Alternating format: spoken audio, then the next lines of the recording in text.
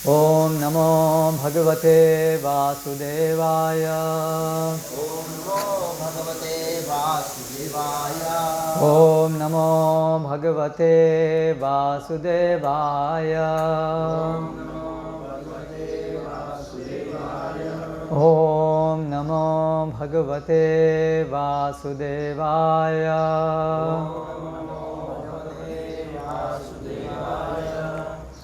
श्रीमद् भागवतम स्कंद 1 अध्याय 3 श्लोक क्रमांक 22।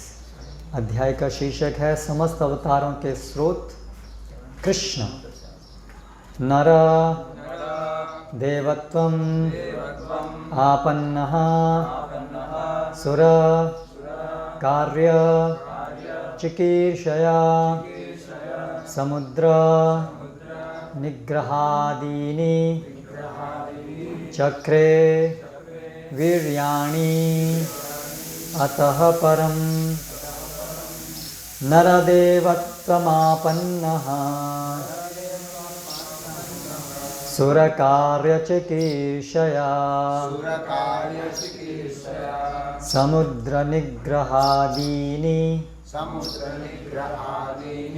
चक्रे वीर्याण्यतः परं नरदेवत्वमापन्नः सुरकार्यचिकीर्षया समुद्रनिग्रहादीनि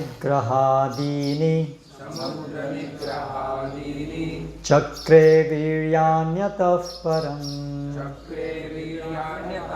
नर मनुष्य देवत्वम देवत्व आपन्नः का स्वरूप ग्रहण करके सुर देवता कार्य कर्म चिकीर्षया संपन्न करने के लिए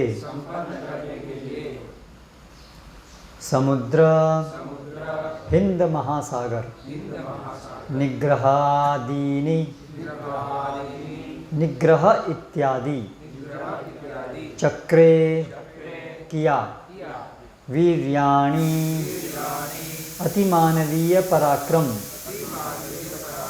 अतः परम तत्पश्चात। अनुवाद एवं तात्पर्य द्वारा कृष्ण कृपा मूर्ति श्री श्रीमद् अभय चरणारविंद भक्ति वेदांत स्वामी श्रील प्रभुपाद 18वें अवतार में भगवान राजा राम के रूप में प्रकट हुए। उन्होंने देवताओं के लिए मन भावन कार्य करने के उद्देश्य से हिंद महासागर को वश में करते हुए समुद्र पार के निवासी नास्तिक राजा रावण का वध करके अपनी अतिमानवीय शक्ति का प्रदर्शन किया। तात्पर्य, भगवान श्री राम ने मनुष्य का रूप धारण किया और ब्रह्मांड की व्यवस्था बनाए रखने वाले प्रशासक अधिकारी देवताओं की प्रसन्नता के लिए कुछ कार्य करने हेतु पृथ्वी पर प्रकट हुए। कभी कभी भौतिक सभ्यता की उन्नति के कारण भौतिक विज्ञान एवं अन्य कार्यों की सहायता से भगवान की सुस्थापित व्यवस्था को चुनौती देने के उद्देश्य से रावण तथा हिरण्यकशिपु जैसे बड़े बड़े असुर एवं नास्तिक तथा ऐसे अन्य लोग अत्यंत प्रसिद्ध बन जाते हैं। उदाहरणार्थ, भौतिक साधनों के द्वारा अन्य लोगों को उड़ान भरने का प्रयत्न स्थापित व्यवस्था के प्रति चुनौती है। प्रत्येक लोक की परिस्थितियां भिन्न होती हैं और भगवान की आचार संहिता के अनुसार उनमें विशेष हेतु के लिए विभिन्न वर्ग के लोग निवास करते हैं। लेकिन भौतिक प्रगति में थोड़ी सी सफलता प्राप्त करके कभी कभी ईश्वर विहीन भौतिकतावादी व्यक्ति भगवान के अस्तित्व को चुनौती देते हैं। रावण इनमें से एक था। वह सामान्य लोगों को उनमें योग्यता न होते हुए भी भौतिक साधनों के द्वारा इंद्रलोक यानी कि स्वर्ग को भेजना चाहता था। वह स्वर्ग तक की एक सीढ़ी बना देना चाहता था जिससे लोगों को उस ग्रह तक पहुंचने के लिए आवश्यक पुण्य कर्म न करने पड़े। वह भगवान की सुस्थापित व्यवस्था के विरुद्ध अन्य कार्य करने को भी उद्यत था। यहाँ तक कि उसने भगवान श्री राम की सत्ता को भी चुनौती देकर उनकी पत्नी सीता का अपहरण कर लिया। निस्संदेह देवताओं की विनती तथा इच्छा के फलस्वरूप भगवान राम इस नास्तिक को दंड देने के लिए ही आए थे। फलस्वरूप उन्होंने रावण की चुनौती स्वीकार की और यह संपूर्ण लीला रामायण की विषय वस्तु है। चूँकि रामचंद्र जी भगवान थे, अतः उन्होंने ऐसे अतिमानवीय कार्य किए जिन्हें भौतिक दृष्टि से समुन्नत रावण समेत कोई भी मनुष्य नहीं कर सकता था। उन्होंने हिंद महासागर के आर पार जल में तैरने वाले पत्थरों का राजमार्ग तैयार किया। आधुनिक विज्ञानियों ने भारहीनता के क्षेत्र में खोजें की हैं, किंतु वे कहीं भी या सर्वत्र ऐसी भारहीनता उत्पन्न नहीं कर सकते हैं। क्योंकि भारहीनता की सृष्टि भगवान द्वारा की गई है, जिससे वे बड़े बड़े ग्रहों को वायु में उड़ाते तथा तैराते हैं। अतः उन्होंने इसी पृथ्वी पर भारहीन पत्थर तैयार करके समुद्र पर पत्थर का ऐसा पुल यानी कि सेतु बना दिया जो बिना स्तंभों के टिक गया। यही ईश्वरीय शक्ति का प्रदर्शन है। ओम ज्ञानतिमिरान्धस्य ज्ञानञ्जनशलाकया चक्षुरुन्मीलितं येन तस्मै श्रीगुरवे नमः। श्रीचैतन्यमनोभीष्टं स्थापितं येन भूतले स्वयं रूप कदा मह्यं ददाति स्वपदान्तिकं। वन्देऽहं श्रीगुरो श्रुतपदकमलं श्रीगुरून् वैष्णवांश्च श्रीरूपं साग्रजातं सहगण रघुनाथान्वितां तं सजीवं साद्वैतं सावधूतं परिजनसहितं कृष्णचैतन्यदेवं श्रीराधाकृष्णपादान् सहगण ललिता श्रीविशाखान्वितांश्च। जय श्रीकृष्ण चैतन्य प्रभो नित्यानंद श्री अद्वैत गदाधर श्रीवासादि गौरभक्तवृंद। हरे कृष्णा कृष्णा कृष्णा हरे हरे, हरे राम राम राम हरे हरे। नरदेवत्वमापन्नः सुरकारचिकीर्षया समुद्रनिग्रहादीनि चक्रे वीर्यान्यतः परम्।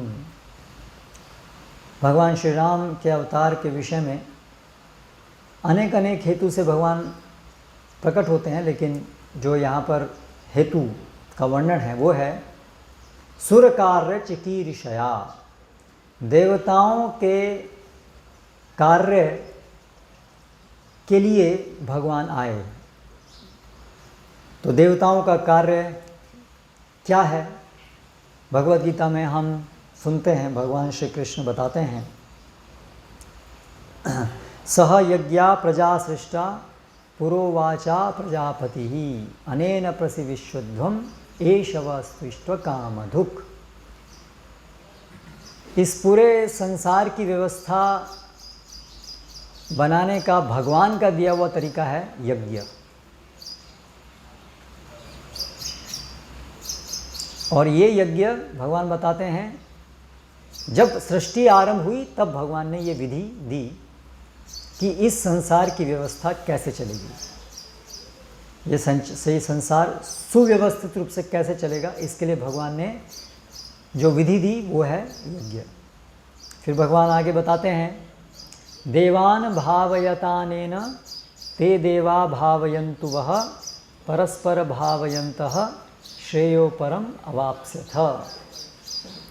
इस पृथ्वी लोक पर जो भी मनुष्य हैं वे इस प्रकार यज्ञ विधि संपन्न करके देवान भावयतानेन, इन यज्ञों से देवताओं को प्रसन्न करके ते देवा भावयन्तु वह, वो देवता जो हैं वो हमें प्रसन्न करेंगे, हमें संतुष्ट करेंगे, मनुष्यों को संतुष्ट करेंगे। परस्पर भावयन्तः, इस प्रकार एक दूसरे को परस्पर वो संतुष्ट करके ये संसार की व्यवस्था का आयोजन भगवान ने किया।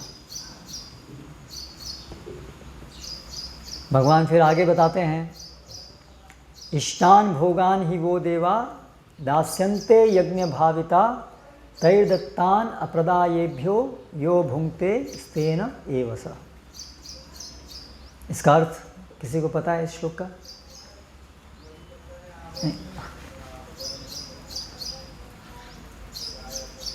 श्याम कुंडू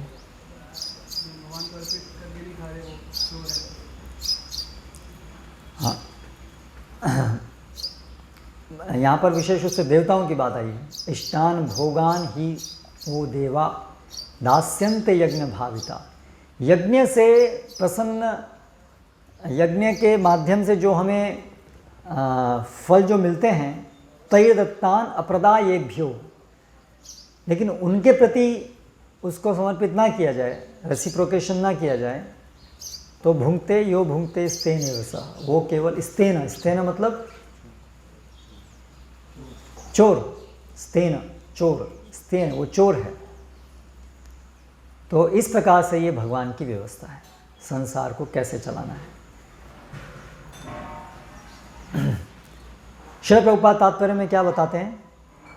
कभी कभी भौतिक सभ्यता की उन्नति के कारण भौतिक विज्ञान एवं अन्य कार्यों की सहायता से भगवान की सुस्थापित व्यवस्था को चुनौती देने के उद्देश्य से रावण तथा हिरण्यकशिपु जैसे बड़े बड़े असुर एवं नास्तिक तथा ऐसे अन्य लोग अत्यंत प्रसिद्ध बन जाते हैं। तो रावण हिरण्यकशिपु ने जिस प्रकार, जिस भावना से, जिससे कार्य किया कि भगवान की सत्ता को चुनौती देना, तो वही कार्य हम, ये बाबर होता रहता है। तो आज की आधुनिक जो सभ्यता है उसके अंदर भी यही कार्य हो रहा है, भगवान के व्यवस्था को चुनौती, यही असुरों का काम है। विष्णु भक्ता स्मिता देवा असुरस तद विपर्ययः। असुर मतलब जो भगवान की सत्ता को चुनौती देने का, जो देना ही उनका जीवन का एक मुख्य उद्देश्य है। भगवान नहीं है, कोई जो भगवान को मानता है वो मूर्ख है। हम उनको सिखाएंगे कि भगवान कोई नहीं है, हम ये प्रूव करके दिखाएंगे कि भगवान नहीं है। और हम ये प्रूव कैसे करेंगे कि ये दिखा करके कि हम अपने प्रयासों से जो हम चाहते हैं वो प्राप्त कर सकते हैं। इससे ये सिद्ध होता है कि भगवान कोई नहीं, ये उनका तरीका है। जैसे रावण, तो यहाँ श्रील प्रभुपाद एक उदाहरण दे रहे हैं। रावण, तो रावण ने क्या प्रयास किया था कि स्वर्ग जाने के लिए जो भगवान के ने जो रास्ता प्रशस्त किया है शास्त्रों में, वो क्या है? कौन जाता है स्वर्ग में? कौन जाता है? भगवद गीता में भगवान क्या बताते हैं इसके विषय में? त्रैविद्या माम सोमपाह पूत पापा यज्ञैरिष्टा स्वर्गतिम प्रार्थयन्ते ते पुण्यमासाद्य सुरेंद्र लोकम अश्नन्ति दिव्यान दिविदेव भोगान। इसका अर्थ क्या है? कौन बताएंगे इस श्लोक का अर्थ? जय गौर, गौरांगा बता सकते हो? नहीं? विश्वामित्र नहीं? कहाँ पर आता है ये श्लोक? कौन बताएगा? मथुरा दास नहीं? आशीष नहीं पढ़ा ये श्लोक कभी? श्याम कुंड प्रभु? हाँ, गीता में तो आता है। त्रैविद्या माम सोमपाहा पूतपापा,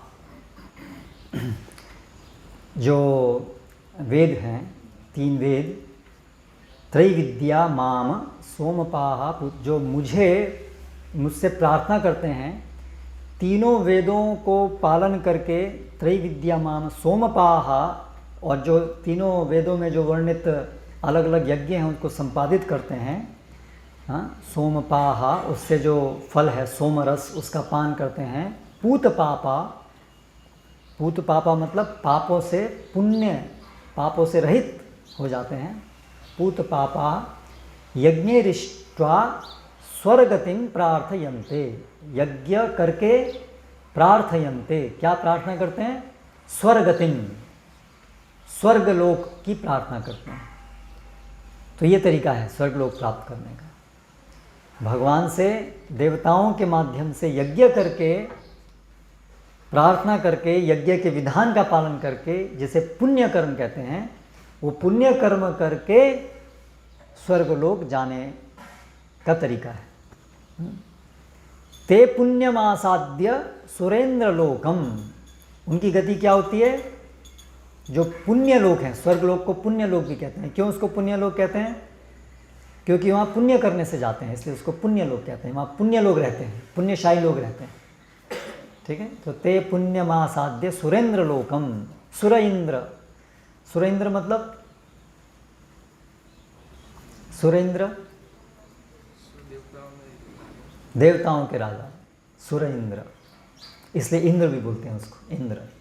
सुरेंद्र लोकम, वो लोक जो देवताओं का स्थान है, हाँ, वहाँ उसको प्राप्त करते हैं। तो यज्ञरिष्ट्वा स्वर्गतिम यज्ञरिष्टा स्वर्गतिम प्रार्थयन्ते ते पुण्यमासाद्य सुरेंद्र लोकम अश्नन्ति दिव्यान दिविदेव भोगान। अश्नन्ति मतलब भोग करते हैं, अश्नन्ति दिव्यान दिविदेव भोगान, जो देवताओं का जो भोग है उसको वो भोगते हैं। ठीक है, तो ये गति, ये तरीका है। श्रील प्रभुपाद एक पुस्तक लिखे थे ना, सबसे पहले कौन सी पुस्तक लिखे थे श्रील प्रभुपाद? अन्य ग्रहों की सरल यात्रा। तो उसमें प्रभुपाद इस बात को बताते हैं कि ये है अन्य ग्रहों की सरल यात्रा का तरीका। क्योंकि उस समय क्या प्रयास चल रहे थे मनुष्यों के? चंद्रमा पे जाने का। तो प्रभुपाद ने बोला, अरे भाई इतना कठिन परिश्रम क्यों कर रहे हो? अन्य ग्रहों पे जाने की सरल यात्रा, ये सरल तरीका है। और केवल सरल नहीं है, यही वास्तविक तरीका है। अन्य कोई तरीका वो सफल नहीं होगा अगर वो क्योंकि वो भगवान के द्वारा दी गई विधि के विरुद्ध है। लेकिन हम देखते हैं कि चंद्रमा पे जाने का प्रयास आदमी ने किया, कर रहा है, और भी आगे जाने का प्रयास कर रहे हैं। और इसलिए श्रील प्रभुपाद जब पाश्चात्य जगत में गए तो प्रभुपाद ने बार बार ये बोला, ये नहीं जा पाएंगे, नहीं जा पाएंगे, नहीं जा पाएंगे। और जाने का मतलब केवल प्रभुपाद बोले वहाँ पर वो अंतरिक्ष में जाते हैं, कहीं भी जाते हैं तो वहाँ से देखते तो वही हैं कि हमारा मास्को कहाँ पर है, और फिर वापस आते हैं। तो प्रभुपाद बहुत प्रकार से इस बात को चैलेंज किए कि वास्तव में वो कभी गए नहीं चंद्रमा पे, क्योंकि चंद्रमा तो स्वर्ग लोक है, वहाँ तो इतना अच्छा जीवन का स्टैंडर्ड है। आपके मास्को क्या है उसके सामने? अगर आप वास्तव में वहाँ चले गए तो वापस मास्को क्यों आने की आपकी इच्छा होगी? इसका मतलब आप कभी गए नहीं, क्योंकि वो स्थान तो बहुत, इतना उसका वर्णन है, वो तो इतना उसमें ऐश्वर्य है, इतना जीवन का स्तर ऊंचा है, भोग करने के बहुत सारे संसाधन हैं वहाँ। तो वहाँ जाने के बाद फिर वापस क्यों आएंगे आप, अगर वहाँ वास्तव में गए? लेकिन आपको आना पड़ेगा वापस। वापस आना पड़ेगा मतलब ये दिखा रहा है कि आप गए नहीं, और गए भी हो तो इस तरह से नहीं जा पाए कि वहाँ रह सको, एंटर नहीं कर पाए, समझ नहीं पाए उसको आप। तो उसी प्रकार से जो रावण ने प्रयास किया था वो आज भी हम कर रहे हैं, छोटे रावण। रावण का भी यही प्रयास था कि किसी को पुण्य कर्म क्यों करना है? पुण्य कर्म का एसेंस क्या है? विष्णु को स्वीकार करना कि भगवान है विष्णु, वो पुण्य का एसेंस है।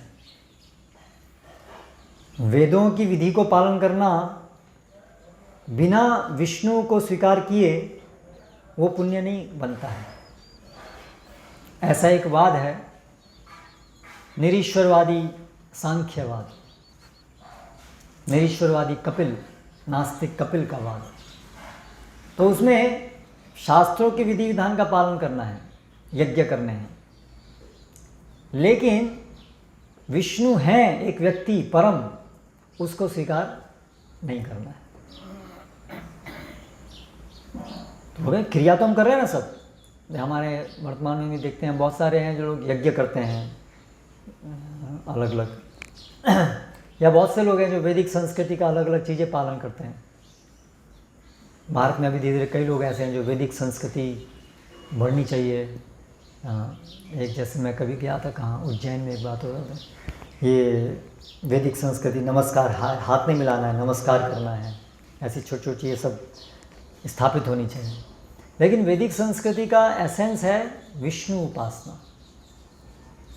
तो अगर वो विष्णु की समझ नहीं है, विष्णु को स्वीकार नहीं कर रहे हैं, तो आप वैदिक संस्कृति के अलग अलग अंगों को पालन कर रहे हैं तो भी आप पुण्य नहीं कर रहे हैं। जरासंध एक उदाहरण है उसके बारे में ना। जरासंध भी बाह्य रूप से ब्राह्मणों, रावण भी, ये सब लोग तो ब्राह्मणों का सत्कार करना, खुद ब्राह्मण का पुत्र था रावण, करेक्ट। तो वैदिक संस्कृति के ऐसे बहुत सारे अंग वो लोग पालन करते हैं। कर्ण, दानवीर, दान करना, लेकिन फिर भी वो असुर क्यों कहलाते हैं? वैदिक संस्कृति का पालन करते हुए असुर क्यों कहलाते हैं? क्योंकि वैदिक संस्कृति का जो एसेंस है, सार है, वो है विष्णु। वेदैश्च सर्वेर अहम एव वेद्य। वैदिक संस्कृति मतलब वेदों पे आधारित संस्कृति। तो वेदों पे आधारित संस्कृति का अर्थ क्या है? तो वेद का आसार क्या है? वेदैश्च सर्वेर अहम एव वेद्य। भगवान श्री कृष्ण को स्वीकार करना, समझना ही वेद है। तो वैदिक संस्कृति का में फिर कैसे विष्णु बाहर निकल जाएंगे? फिर वो वैदिक संस्कृति का मतलब वही प्राण चले गए, केवल बाह्य ढांचा रह गया, ऐसा हो गया। तो इसलिए आज भी ऐसे प्रयास चल रहे हैं, और केवल ऐसे ही प्रयास नहीं चल रहे हैं, बल्कि आज प्रभुपाद यहाँ पर बताते हैं फिर आगे, वैज्ञानिकों के रूप में भी रावण असुर हैं, जो बिल्कुल स्थूल रूप से भी समस्त वैदिक संस्कृति और भगवान का दिया हुआ सिस्टम को पूरा तोड़ने के लिए ही उनके सारे प्रयास हैं। क्योंकि उनकी गहरी विचारधारा है, गहराई में, कि अंततः कोई एक व्यक्ति परम नियंता नहीं है। आधुनिक विज्ञान जो है वो बहुत कुछ जो ये निरीश्वरवादी सांख्य है उससे डिराइव, उससे मिलता जुलता है। निरीश्वरवादी सांख्य, निरीश्वरवादी सांख्य में क्या है कि प्रकृति ही परम है, प्रकृति के नियंत्रण करता नहीं कोई, बस प्रकृति ही परम है। प्रकृति ही सृजन करती है, प्रकृति ही मुक्ति प्रदान करती है। अभी वो वहाँ पर मुक्ति का कंसेप्ट है सांख्य में, कि जीव जो है वो ये जन्म मृत्यु का चक्र है, इससे निकलता है। लेकिन जो आधुनिक विज्ञानी हैं वो मुक्ति की उनकी परिभाषा है कि लाइफ को, इस जीवन को बड़ा कंफर्टेबल बनाना है, ये उनके लिए मुक्ति है। लेकिन हाँ, कहीं ना कहीं तो जन्म मृत्यु के को भी रोकना, ये भी उनका है एक विचार, तो क्योंकि वो तो सर्वविदित है कि मृत्यु कोई नहीं चाहता है, लेकिन वो उससे बहुत दूर हैं। अभी इसके विषय में बहुत अधिक ज़्यादा बात नहीं करते हैं। लेकिन आधुनिक विज्ञान की भी यही विचारधारा है कि ये सब प्रकृति ही सब कुछ है, और इस प्रकृति के नियमों को अगर हम जान लेंगे तो फिर हम इसको अपने हिसाब से उसको उपयोग करके, और उसको ऐसे उपयोग कर पाएंगे जिससे कि हम अपने जीवन को अपने हिसाब से चला पाएंगे। ये टिपिकल आसुरिक विचारधारा है कि कोई परम नियंत्रा कोई नहीं है, केवल एक जड़ पदार्थ अपने आप से काम कर रहे हैं, उसके कुछ नियम हैं जो अपने आप बन गए हैं।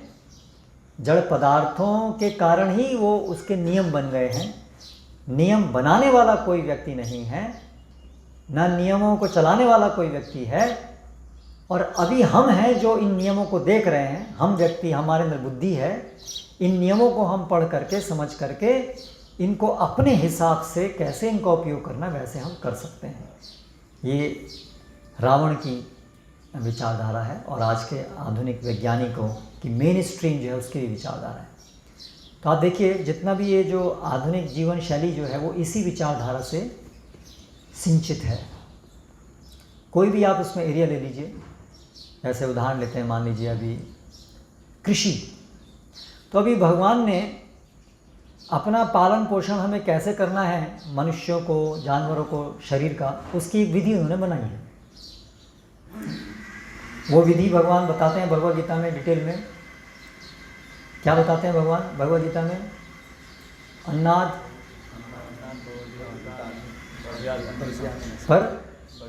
पर्ज्यात, पर्जन्यात, पर्जन्यात अन्न संभवात्। अन्न संभव, संभवात नहीं, अन्न संभव।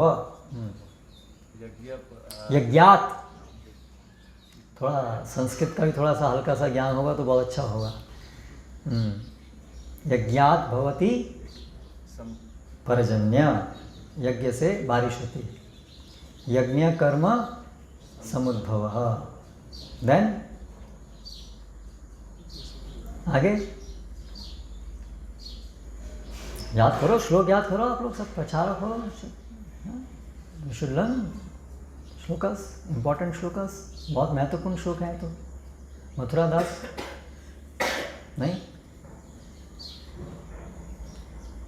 यज्ञ कर्म समुद्भव, कर्म ब्रह्मोद्भवम विद्धि ब्रह्म अक्षर समुद्भव। तो ये अन्न, ये मेंटेनेंस की साइकिल है। अन्नात् भवन्ति भूतानि, अन्न से मनुष्य का शरीर, जानवरों का शरीर, सबका शरीर अन्न पे आश्रित है। और अन्न का उत्पादन वर्षा पे आश्रित है, वर्षा यज्ञ पे आश्रित है। यज्ञ का विधान हमारे कर्मों के अंदर निहित है जो शास्त्रों में दिए गए हैं, और शास्त्र भगवान से आए। तो इस प्रकार से वर्णित है। तो अभी आधुनिक विज्ञानी, अभी ये जो अन्न है, तो अन्न और उसके साथ जानवरों का भी पालन पोषण कैसे होगा, गाय, सबकी ऐसी व्यवस्था है। तो जो हमारी सब फसलें जैसे होती थीं स्वाभाविक रूप से, वो ऐसी व्यवस्था है कि उसमें गाय का, सभी जानवरों का भी पालन पोषण होगा, मनुष्य का भी होगा। लेकिन अभी आसुरी मनुष्य तो हमेशा क्या सोचता है कि हम ये जान लें यदि कि पौधे का विकास कैसे होता है, उसका नियम क्या है, और फिर उसको अपने हिसाब से बेस्ट, जो हमारे लिए सर्वश्रेष्ठ है, उस तरीके से उसको हम मोड़ देंगे। तो उन्होंने उसको अध्ययन किया।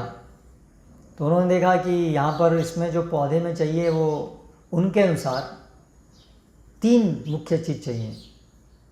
NPK, nitrogen, phosphorus, potassium. K stands for potassium, chemistry. NPK, ठीक है। तो फिर अभी NPK हम फैक्ट्री में बना देंगे, झगड़िया में बहुत सारी हैं, और फिर हम उसको पौधों को देंगे, तो फिर गोबर इत्यादि के ऊपर हमारी निर्भरता ख़त्म हो जाएगी, और फिर गायों को हम काट के खा सकते हैं। ये उनकी कैलकुलेशन है। और गाय तो उसको, गाय को खा जाओ, उसको मार दो, उसकी ज़रूरत नहीं है। भगवान की क्या व्यवस्था है, वो कभी उनके, भगवान तो है ही नहीं, तो भगवान की व्यवस्था का प्रश्न ही नहीं उठता है। तो उन्होंने कभी ये विचार भी नहीं करेंगे, वो सोचने का प्रयास भी नहीं करेंगे कि जो भी चल रहा है वो क्या सिस्टम में चल रहा है, कैसे चल रहा है। तो उन्होंने इस प्रकार से अभी फिर गाय, बैल की जगह ट्रैक्टर और गाय हटा दिया, और फिर अभी केमिकल यूरिया और ये सब से प्रोडक्शन हो गया। और उसके बाद भी फिर अभी जो पौधा है, तो पौधे में हमें क्या चाहिए, पौधे का कौन सा भाग हमें चाहिए, हमें तो उसमें जो अनाज है, ग्रेन, वो हमें चाहिए। बाकी चीज़ तो बेकार की है, क्योंकि जो पहले गाय के लिए था, जो पूरा पौधे का सारा मेजर पोर्शन तो गाय के लिए ही था, हमारे तो बहुत थोड़ा सा भाग था उसका, करेक्ट। लेकिन अभी उनको लगा कि ये क्या बेकार की, भगवान ये क्या व्यवस्था बेकार की, इतना बड़ा पौधा, बिना मतलब में इतना बड़ा पौधा, हम इसको बेटर कर सकते हैं, हम ज़्यादा बुद्धिमान हैं। प्रकृति बुद्धिमान, प्रकृति तो ऐसे ठीक है, वो तो अपने आप काम करे, but we can improve on nature. तो इसलिए हम क्या करेंगे, ऐसा बीज बनाएंगे, ऐसे संकर बीज उन्होंने बनाए कि अभी पौधे जो हैं वो छोटे हो गए, जिससे कि वो सारी जो शक्ति जो पौधों को लंबा करने में जा रही थी, वो अभी शक्ति कहाँ चली गई, अनाज में चली गई। तो उससे अनाज का प्रोडक्शन बहुत बढ़ गया। तो उनका देखो प्रकृति पर विजय प्राप्त कर ली कि नहीं कर ली, हम इम्प्रूव कर सकते हैं कि नहीं कर सकते हैं।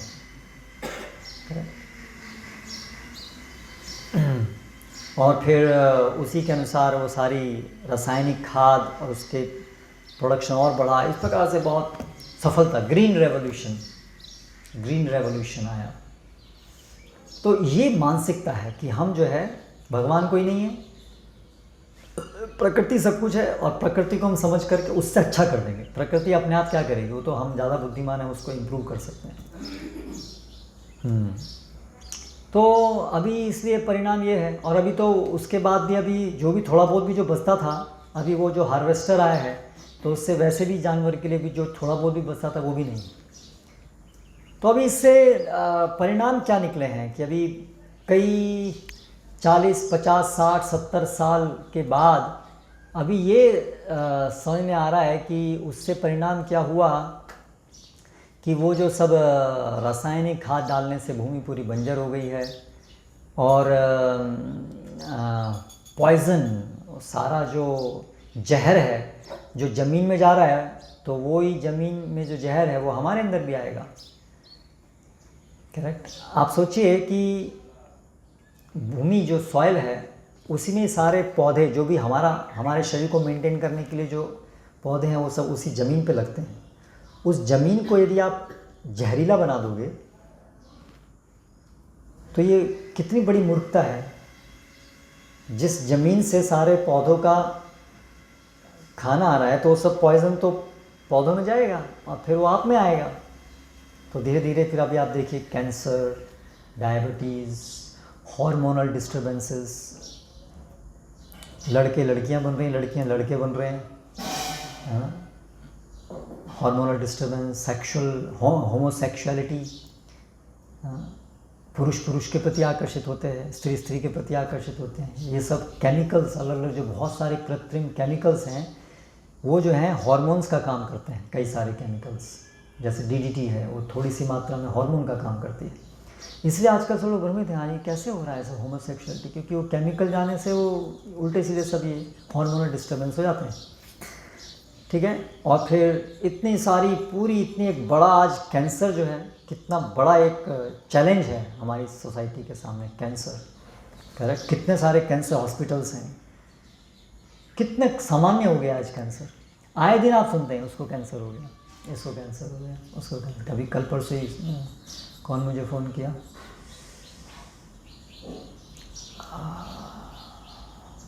हाँ आसाम से एक भक्त को, एक को कैंसर। सामान्य चीज़ बहुत। तो इससे हम क्या समझते हैं कि हमने जब भगवान की अवहेलना करके प्रकृति को अपने हिसाब से हम उसको तोड़ लें, मरोड़ेंगे, उसको इम्प्रूव कर लेंगे, ऐसा करना चाहा तो अंततः उसका प्रभाव क्या पड़ा, हम परास्त हुए। हम बहुत सारी अलग अलग समस्याओं को जन्म दिए जिससे हम सब जूझ रहे हैं बहुत अधिक। तो ये परिणाम होता है विफलता। जैसे रावण, एक समय तक रावण फलता फूल रहा था, उस समय लग रहा था कि अरे लगता है रावण तो जीत गया। करेक्ट। बहुत शक्तिशाली हो गया था, सब लग रहा था कि ये तो ऐसे ही। हिरण्यकशिपु भी एक टाइम था जब कोई कुछ बोल ही नहीं सकता था, कोई देवतागण भी सब उसके अधीन हो गए थे।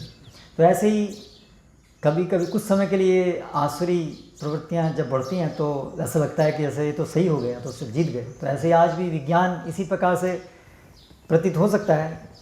आजकल तो वैसे ये अभी स्पष्ट दिख रहा है कम से कम बुद्धिमान लोगों को कि ये तो विफल है, फेलियर है। लेकिन चकाचौंध, ये सब विज्ञान की चकाचौंध से कुछ मूर्ख लोग अभी भी काफ़ी हैं जो जिनकी मात्रा, वो अभी भी सोचते हैं कि विज्ञान प्रगति कर रहा है, हमारे जीवन को बेहतर बना रहा है। करेक्ट। लेकिन थोड़ा सा अगर बुद्धिमान हो, हम गहराई में देखें तो हमारा जीवन पूरा बदतर हो गया है उसके कारण, उसके दुष्प्रभाव हम देख रहे हैं। तो भगवान राम आते हैं जब जब इस प्रकार से असुर लोग भगवान की व्यवस्था को खराब करते हैं तो उस व्यवस्था को पुनर्स्थापित करने के लिए भगवान आते हैं। अभी ये श्लोक तो सबको पता ही होना चाहिए भगवद गीता में। करेक्ट। अगर ये नहीं पता तो गड़बड़ है। करेक्ट। कौन सा श्लोक? यदा विश्वामित्र को बोलो।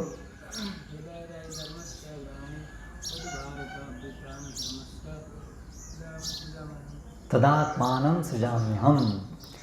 तो भगवान धर्म की स्थापना करने आते हैं, भगवान व्यवस्था। तो धर्म का संचालन जो है देवताओं के माध्यम से होता है, तो इसलिए भगवान उस व्यवस्था को स्थापित करने आते हैं। क्यों? क्योंकि वो धर्म की धर्म की या जो भगवान की व्यवस्था है उसको धर्म कहते हैं। तो उस व्यवस्था के स्थापन से क्या लाभ होगा? क्यों भगवान चाहते हैं कि धर्म स्थापित हो? क्योंकि वो धर्म या भगवान की व्यवस्था अंततः जीवों के कल्याण के लिए, और वही केवल एकमात्र जीवों का कल्याण हो सकता है। नहीं तो हम आसुरी विचार से कभी अपना कल्याण नहीं कर पाएंगे हम हमेशा से, क्योंकि गवर्नमेंट है। कोई भी देश का नागरिक यदि गवर्नमेंट के विरुद्ध काम करेगा या गवर्नमेंट को स्वीकार नहीं करेगा तो उसका वो क्रिमिनल बन जाएगा, और क्रिमिनल कभी सुखी नहीं रह सकता। क्रिमिनल का स्थान तो जेल में है, करेक्ट। तो उसी प्रकार से आप देखिए कितने आश्चर्य की बात है कि एक यूनिवर्सल गवर्नमेंट जो इतनी तर्कसंगत है उसको हम नहीं स्वीकार कर पाते हैं। हर एक देश की एक गवर्नमेंट है, हर एक छोटे छोटे एक शहर की गवर्नमेंट है, हर जगह पर गवर्नमेंट है, लेकिन इस लेवल पे गवर्नमेंट है और इतनी बड़ी जो व्यवस्था है वहाँ पर कोई गवर्नमेंट नहीं। इतना इलॉजिकल प्रोपोजिशन है, करेक्ट। तो कितनी धृष्टता है कि वो यूनिवर्सल गवर्नमेंट को नकारना, और नकार करके वो कोई नहीं है, हमारे है, सब फ्री, हमको ऐसे दे दिया गया, आप अपने हिसाब से करो जो करना है। तो इसकी वजह से सामान्य लोग, सभी लोग नरकगामी बनते हैं, इस जीवन को पूरा बर्बाद कर लेते हैं, इस प्लैनेट को ख़राब कर लेते हैं, है ना। जैसे भगवद गीता में एक और जगह बताया ना असुरी लोगों के विषय में, एताम दृष्टिम अवष्टभ्य नष्टात्मानो अल्पबुद्धयः प्रभवंती उग्र कर्माणो शयाय जगतो हिताः। जो ये आसुरी लोग हैं वो क्या करते हैं? संसार के अहित के लिए कार्य करते हैं। वो सोचते हैं हम संसार का हित कर रहे हैं, ऐसा भी कुछ लोग सोच सकते हैं। ज़्यादातर लोग को तो पड़ी नहीं है किसी और का हित, अपनी जेब गर्म करनी। पर अगर कुछ लोग सोचते भी हैं कुछ हित करने का, लेकिन फिर भी वो हित नहीं कर पाते, करेक्ट। वो ऐसे कार्य करते हैं जिससे समाज का पूरा अहित होता है।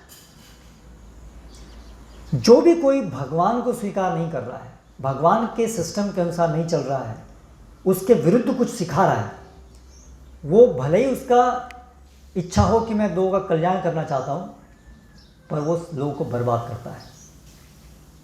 जैसे गांधी जी, टेरेसा, उनकी भावना तो अच्छा करने की ही थी, लेकिन वो किसका अच्छा कर पाए?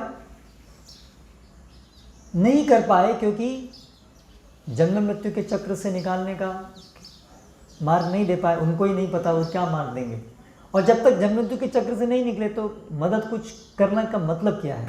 जो भी आपने की वो तो सब वापस खत्म हो जाएगी, जो भी आपने की, तो क्या फ़ायदा? No real help. और जो पूरी तरह से आसुरी, जो दूसरों का शोषण ही करना चाहते हैं, वो और ज़्यादा ग्रॉस रूप में सब लोगों को नरक की तरफ ले जाते हैं। तो अंततः सार ये है कि केवल भगवान और भगवान के भक्त ही धर्म की स्थापना के माध्यम से और उसके उपरांत परोधर्म की स्थापना के माध्यम से जनहित कर सकते हैं। तो इसलिए समाज सेवा, जन सेवा, जनहित किस में है? कृष्ण भावनामृत अनुशीलन करने में और प्रचार करने में। क्योंकि धर्म मूलम ही भगवान, धर्म के मूल भगवान हैं। भगवान की व्यवस्था जब स्थापित होगी तभी किसी का कल्याण होगा, अन्यथा नहीं हो सकता। तो इसलिए भगवान राम आते हैं, और वर्तमान समय में ये जो कृष्ण भावनामृत आंदोलन है ये अवतार है। कली काले नाम रूपे कृष्ण अवतार, और ये नाम के द्वारा सब धर्म की स्थापना होनी चाहिए। केवल ऐसा नहीं कि हरे नाम व केवलम का अर्थ है कि बस हरि नाम होगा और ये सारी अधार्मिक क्रियाएं, आधार्मिक व्यवस्था ऐसी कैसे चलेगी, बस हरि नाम होता रहेगा, सब लोग हरि नाम भी करेंगे और पाप भी करेंगे। कुछ इस प्रकार की एक समझ रहती है। हरे नाम व केवलम का मतलब क्या है? पाप भी करो, बस हरि नाम ले लो, काम खत्म, फिर चाहे कितने ही पाप करते रहो, करेक्ट। ये एक समझ है कई भक्तों की। हरे नाम व केवलम का ये मतलब है। उससे कोई फर्क नहीं पड़ता अभी आप क्या कर रहे हो, पाप कर रहे हो, वो हम तो पाप पुण्य से ऊपर निकल गए, बस हरे नाम व केवलम। तो हरि नाम व केवलम मतलब हरि नाम के माध्यम से ही सारे अधर्म का नाश होगा। तो अधर्म का नाश तो होना चाहिए ना। अगर नाम ले रहे हैं तो ऐसा कैसे होगा कि हरि नाम हो रहा है और पाप कर रहा है कोई व्यक्ति? ये कैसे संभव है? भक्त है और पाप कर रहा है, या पाप करने में उसको ग्लानि नहीं हो रही है, उससे दूर नहीं जाना चाहता, ये कैसे संभव है? वो कैसी भक्ति है? भगवान की सेवा कर रहे हैं, भगवान के छुरी मार रहे हैं भगवान, ये कैसे संभव है दोनों चीज़ें? तो ऐसे नहीं है। हरि नाम एवं केवलम का मतलब है हरि नाम से शुरुआत होकर के हरि नाम के बल से सारे अधर्म का नाश होगा। तो इस तरह से ये जो हरि नाम है वो कली युग में भगवान का अवतार है, ये आंदोलन। तो इसलिए श्रील प्रभुपाद इस हरे कृष्णा आंदोलन के माध्यम से, जिसका केंद्र हरि नाम है, हरि के नाम के प्रभाव के द्वारा सारी व्यवस्था स्थापित होगी। तो इसलिए श्रील प्रभुपाद वर्णाश्रम धर्म स्थापित करना चाहते थे, सुर व्यवस्था जो यहाँ पर वर्णन है।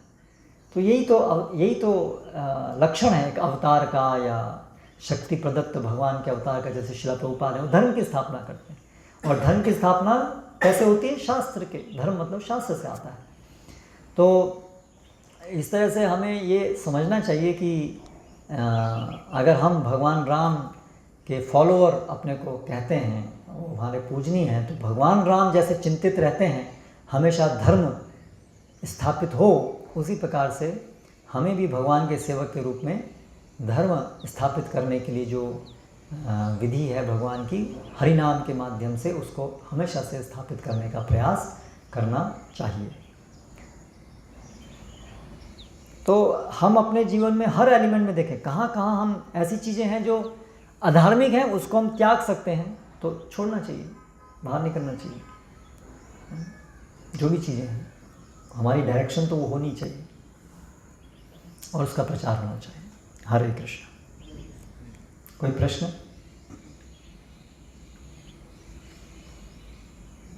अन्य ग्रहों की सुगम पुस्तक में गोपाल लिख रहे हैं कि वैज्ञानिक प्रयोग की मदद से एक या दो व्यक्ति को दूसरे ग्रह तक पहुंचाया जा सकता है, लेकिन जन साधारण के लिए वो संभव नहीं। अभी एक दो इंस्टेंसेस भी अगर ऐसे होते हैं तो नहीं, एक दो को पहुंचा सकते हैं। प्रभुपाद वहाँ कह रहे हैं भाई आप यान लेके जाओगे, अगर यान में कुछ लोगों को आप लेके जा सकते हो, तो इस तरह से आप लेके जा सकते हैं, लेकिन जा सकते हैं मतलब वहाँ पर उस अगर गए भी तो भी जा सकते हैं का मतलब नहीं, फुलेस्ट सेंस में जा सकते हैं। जैसे आजकल वैज्ञानिक अगर जा भी रहे हैं तो छू के आ रहे हैं। तो जब वहाँ प्रभुपाद कह रहे हैं आप एक दो को ले आ सकते हैं, इट्स नॉट कि वहाँ पर केवल फोकस एक चीज़ पे हो रहा है कि आप अगर मान लीजिए आप ले भी गए तो भी आप एक दो को ले जाओगे, वो तो एक for the sake of argument है। उस एस्पेक्ट को उस समय वो एड्रेस कर रहे हैं कि केवल anyway it will not be successful because one और two. Then next focus is ठीक है, जाओगे तो भी टच करके आओगे, उससे फ़ायदा है किया जाने का, लाइक दैट।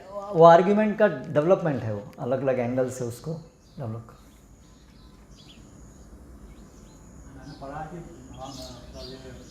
जैसे है कि अगर कोई चंद्रमा जाना चाहे तो वो 40,000 वर्ष तक वो जीवित रहेगा तो ही जा सकता है।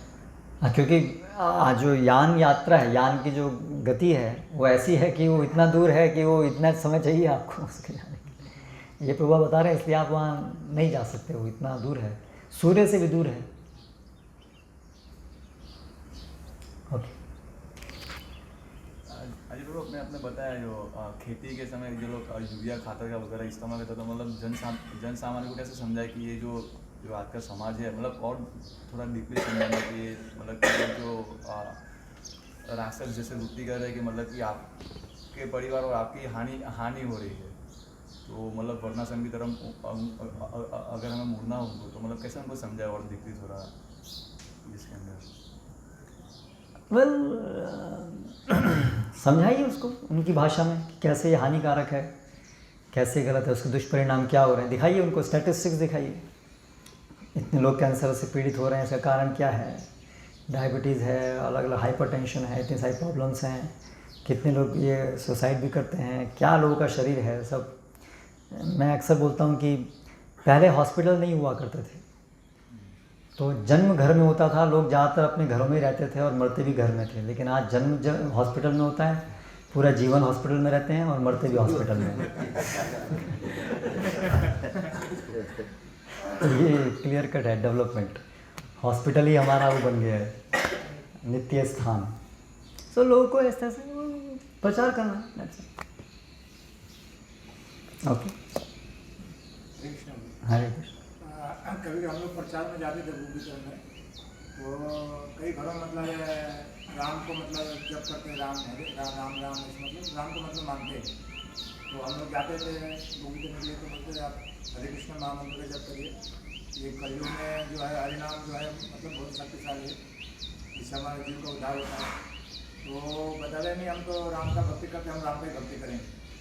तो ये दोनों मतलब क्या फर्क है, उनको कैसे हम समझा सकते हैं कि मतलब कृष्ण भक्ति में नहीं, हम राम की भक्ति करें बोले बहुत अच्छी बात है, राम की भक्ति करना ही सिखा रहे हैं हम लोग। हम नहीं बोले नहीं राम की भक्ति नहीं करनी, कृष्ण की भक्ति करो, ऐसा नहीं। हरे कृष्ण हरे राम, राम की भक्ति करना कृष्ण की भक्ति करना वो दोनों कोई अंतर नहीं है। नहीं, कोई अंतर नहीं। पहले वो जो भक्ति वो कर रहे हैं वो राम की भक्ति कर रहे हैं कि नहीं कर रहे हैं वो देखना पड़ेगा। ऐसे कोई बोल देना तो राम की भक्ति होती है, तो हमें अटैक वहाँ करना है। इसलिए नहीं कि आप राम की भक्ति नहीं करो, आप कृष्ण की भक्ति करो। हमें उनको बताना होगा कि भक्ति किसे कहते हैं, तो वो हमें उनको पहले सिखाना है, वो हमारा विषय है। वो तो बहुत आगे की बात है फिर कि सूक्ष्म भाव की बात है, वो राम और कृष्ण वो अलग बात है। तो वो लोग तो जो बोल रहे हैं राम भक्ति कर रहे हैं वो कौन सी राम भक्ति कर रहे हैं? जो कृष्ण भक्ति बोल रहा है वो आप जाएंगे, कोई बोलेगा हम तो कृष्ण भक्ति कर रहे हैं तो वापस आएंगे, ठीक है आपको बुक की जरूरत नहीं है, आप तो कृष्ण भक्ति कर रहे हैं। वो भी कृष्ण भक्ति नहीं कर रहे।